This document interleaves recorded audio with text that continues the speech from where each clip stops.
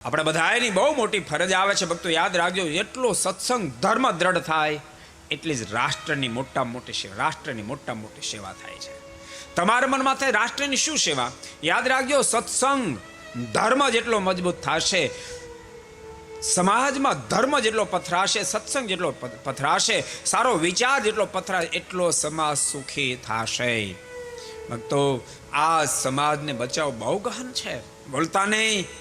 મોટી સ્કૂલો નહીં બચાવી શકે, મોટી કોલેજો નહીં બચાવી શકે, મોટા રાજનેતાઓ પણ આ સમાજને નહીં બચાવી શકે, બીજી ત્રીજી હજારો પ્રકારની વ્યવસ્થાઓ નહીં બચાવી શકે.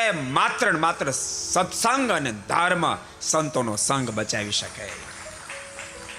આજ ભક્તો તમે વિચારો, વૈષ્ણો ઘર સુધી પહોંચ્યા છે. બોલતાની 10-20 વર્ષ પહેલા પુરુષોમાં જ વેસનો હતા ને બીડી ગુટકા માવા હતા. આજ તો એ વેસનો, એ દુર્ગુણોએ નારીમાં પણ એન્ટ્રી લઈ લીધી છે. અને આજ તમાકુ માવા ગુટકા પૂરતા વેસન રહ્યા નથી. એ તો બધું જૂનું થઈ ગયું. જય સ્વામિનારાયણ. શરાબે જૂનો થઈ ગયો.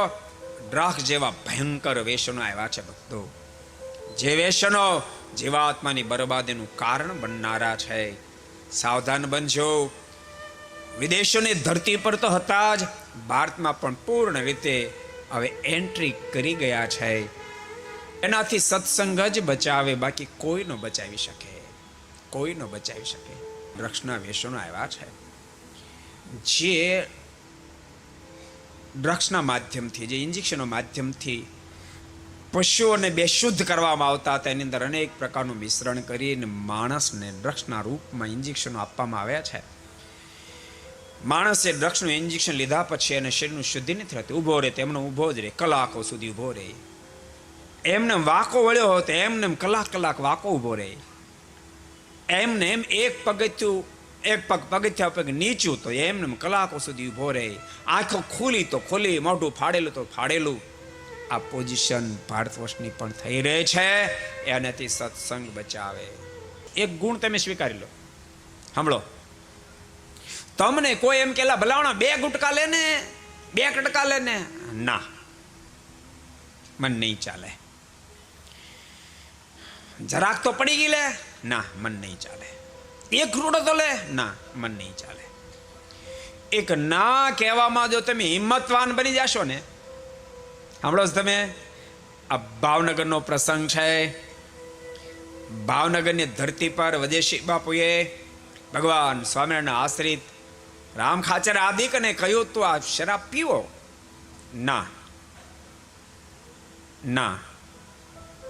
ના શબ્દોથી બચી શક્યા છે.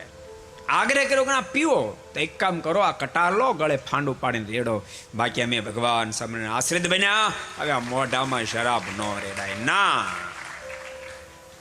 ભગવાનના ભક્તો, ના કહેવામાં શૂરવીરતા વાપરજો. સાંભળો તમે, મમ્મી પપ્પા કાંઈ કામ સીધે ન્યા ના નહીં પાડતા, ન્યા સરળ થઈ જાય, ન્યા શૂરવીર થઈ જાય.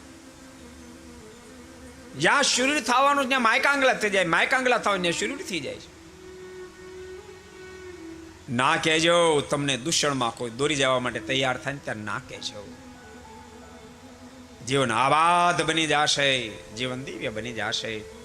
को पसंद आया हो तो लाइक करें और शेयर करना मत भूलिए. सब्सक्राइब करें सरदार कथा चैनल को और बेल आइकॉन पर क्लिक करना मत भूलिए लेटेस्ट वीडियो सबसे पहले पाने के लिए.